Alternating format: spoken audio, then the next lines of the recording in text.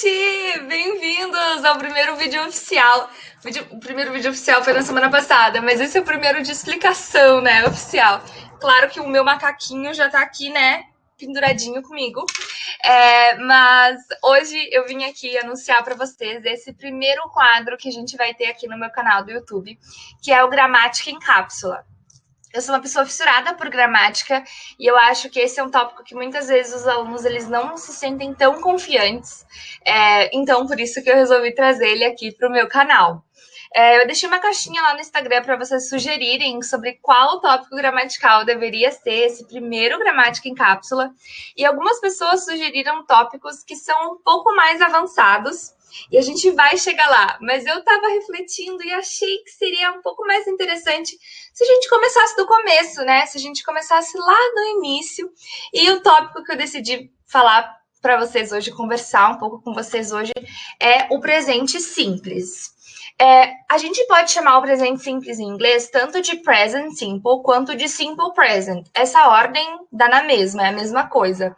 Então, se vocês buscarem ainda na internet, vocês vão ver essa ordem de formas diferentes, né? Aqui a gente vai se referir a ele como present simple. E nessa aula específica, a gente vai falar um pouco sobre as frases afirmativas. Todo o tópico gramatical, ele é denso, né? Então, é muita coisa para se estudar. Por isso que eu vou dividir normalmente os tópicos mais densos em partes. Então, esse é a parte 1 do presente simples. E esse é o tipo de tópico que todo mundo já viu na escola. É aquela coisa que o professor chega na sala, bota o título no quadro e todo mundo fica tipo, pelo amor de Deus, de novo, não aguento mais. Mas o que acontece é que muitas vezes, mesmo tendo essa repetição, né, insuportável do present simple, muitas pessoas não sabem como utilizar esse tempo verbal na vida real.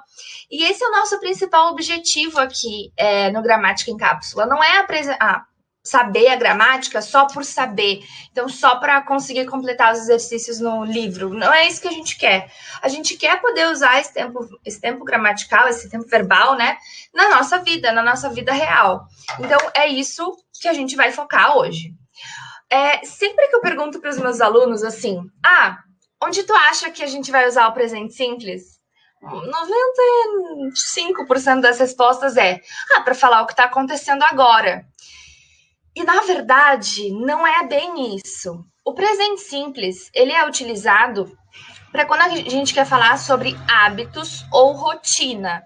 Não é o que está acontecendo necessariamente agora, mas é algo que eu faço todos os dias. Por exemplo, eu dou aulas particulares todos os dias, mas eu não estou dando uma aula particular agora.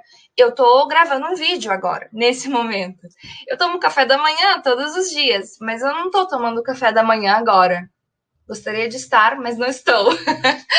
Então, o presente simples ele é utilizado para falar sobre essas coisas que elas se repetem na nossa vida. Todos os dias, ou uma vez por semana, ou independente de quantas vezes, né? Mas coisas que se repetem. E aí eu trouxe alguns exemplos aqui para vocês verem o que eu estou tentando falar. O primeiro é I work as a teacher. É verdade, eu trabalho como professora. Essa é a minha profissão, então é um hábito, faz parte da minha rotina. Eu também posso falar she plays every day. Ela joga, ela brinca todos os dias, né? Nesse caso aqui, o play se refere à palavra brincar, mas o play também pode significar jogar. Isso, então esses são 2 exemplos. Vou trazer mais 2 aqui para vocês compararem.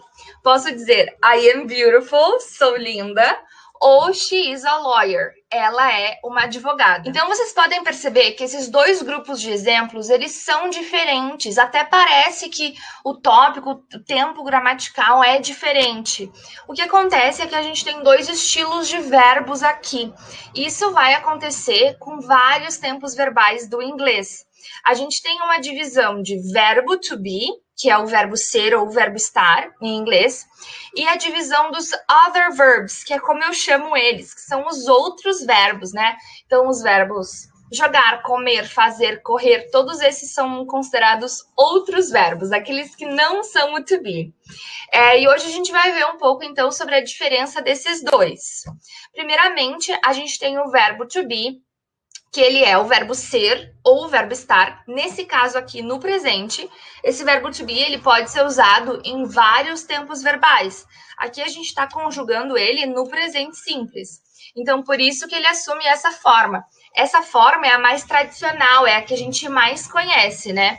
Então, vocês podem ver que ali em laranjinha a gente tem os sujeitos em inglês.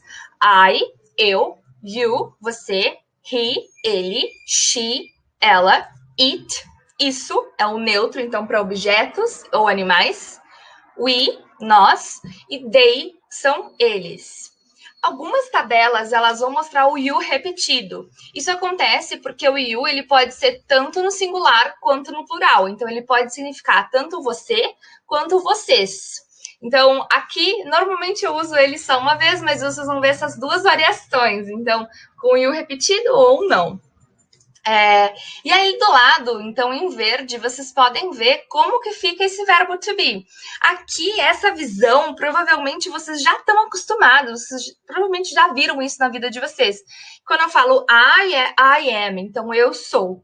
E aí talvez alguém se pergunte, né? Ah, mas por que eu não posso falar I is? Por que eu não posso falar tudo isso para ser mais fácil?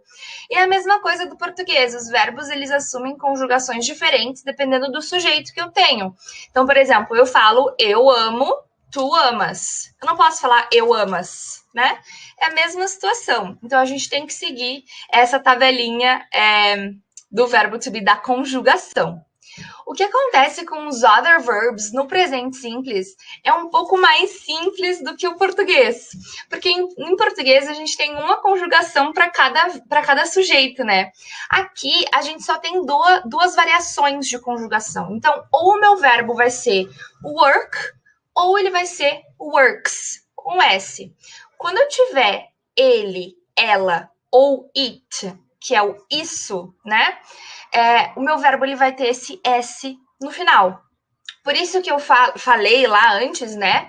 I work as a teacher, mas she plays every day, né? Então, o she, ele vai o Szinho, porque essa é a conjugação dele. Aqui a gente tem o exemplo com o verbo work, né? Então, fica I work as a teacher ou she works as a teacher, ok? Nesse caso. E eu quero terminar essa gramática em cápsula rapidinha com uma revisão, mostrando para vocês um pouco sobre o que a gente aprendeu hoje.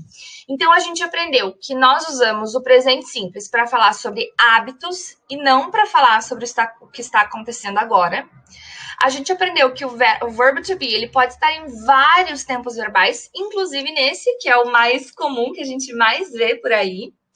E que quando usamos outros verbos que não sejam o verbo to be, a gente precisa adicionar o S quando estivermos falando na terceira pessoa do singular, ou seja, he, she ou it. Então, esses foram os ensinamentos do dia, da semana. A gente vai continuar falando sobre o presente simples na semana que vem. Hoje a gente viu apenas as frases afirmativas. Mas eu tô super curiosa para saber o que vocês acharam, desse formato. Me deem dicas, me deem sugestões, por favor. E eu também quero que vocês deixem uma frase para praticar esse tempo verbal. Então me contem aqui algo que vocês fazem todos os dias, ok? Algum hábito que vocês tenham que talvez eu gostaria de saber. É isso! A Million Kisses. O Panqueca tá aqui, pera.